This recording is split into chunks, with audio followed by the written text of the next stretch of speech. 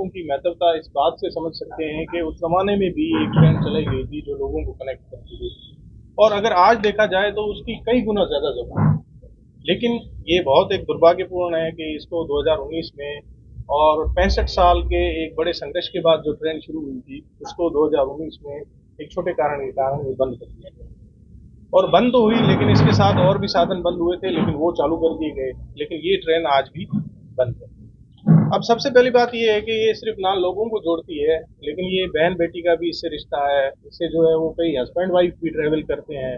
इससे जो है वो माँ को बेटे से भी इसने जोड़ा है। इसके साथ लोग जो है वो इलाज कराने के लिए कराची से, हैदराबाद से, अमरकोट से या अहमदाबाद और बॉम्बे भी आते हैं।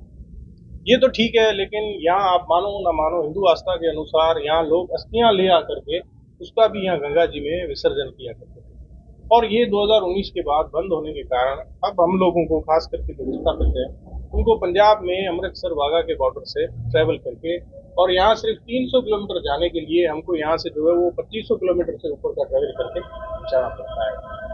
एक 1974 के अंदर उस समय श्रीमती इंदिरा गांधी जी की सरकार ने पाकिस्तान के साथ एक समझौता किया था जिसको protocol on visits of religious shrines नाम से कहा जाता है। तो उस समझौते में कुछ ऐसे रिलीजियस धार्मिक स्थल है जो यहाँ हैं और कुछ ऐसे है जो वहाँ है। अब उन दोनों की विजिट के लिए ये सबसे ज्यादा उपयोगी एक साधन होता है। उसमें से कुछ ऐसे हैं जिसमें हिंगलाज माता है, जिसमें सिंधी समाज का शादानी दरबार है, जिसमें हुर जमात का पीर गोट है, जिसमें सरवरी जमात का हाला है, जिसमें जो है वो जिलानी जमात का कामारो शरीफ है, जिसमें मीरपुर माथेलो में है, जिसमें सिंधी समाज का एक और झूलेलाल का है। अगर हम यहाँ आए तो उसमें काशी है, मथुरा है, जिसके अंदर जो है वो हरिद्वार है। यहाँ जितनी भी धार्मिक यात्राएं होती थी वो इस ट्रेन के माध्यम से। अब ये ट्रेन 2019 से बंद है, उसके कारण यहाँ बहुत सारे लोगों की धार्मिक जो आस्थाएं हैं वो यहाँ ना आ पाते हैं ना जा पाते हैं। अब एक तो ये हमारी कनेक्टिविटी खत्म हो गई, और इसके अलावा यहाँ धार्मिक लोग जब आते थे तो यहाँ उसका कुछ रेवेन्यू भी जनरेट होता था। उससे कुछ यहाँ जो है लोग, एक टूरिज्म भी डेवलप हुआ था जिसको रिलीजियस टूरिज्म नाम से कहा जाता है।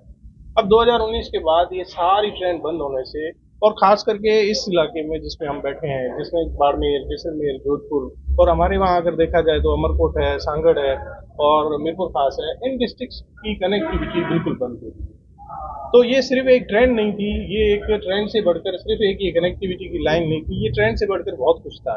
लेकिन अब हमारी ये तत्कालीन डिमांड है कि जब सारे रास्ते बंद शुरू कर दिए गए हैं, जिसमें करतारपुर की कॉरिडोर भी है, जिसमें पंजाब का बॉर्डर भी है, तो इस एक ट्रेन को सिर्फ बंद करने का कोई ऐसा उल्लेख खास कारण है। दूसरी बात यह है, तनाव देशों के बीच में हमेशा होते हैं। अभी भी आपने देखा होगा कि इंडिया और कनाडा के बीच में भी तनाव हुआ था, उसमें भी वीजाएं बंद कर दी गई थी, उसमें भी ट्रेवल बंद था, लेकिन उसको 1-2 महीने के बाद पुनः वापस शुरू कर दिए गए। चाइना से भी पाकिस्तान इंडिया के रिलेशन हमेशा खराब रहते हैं और उसमें कई कई तो फौजी झड़पें भी होती है, फिर भी कभी भी कम्युनिकेशन के साधन बंद नहीं किए जाते हैं।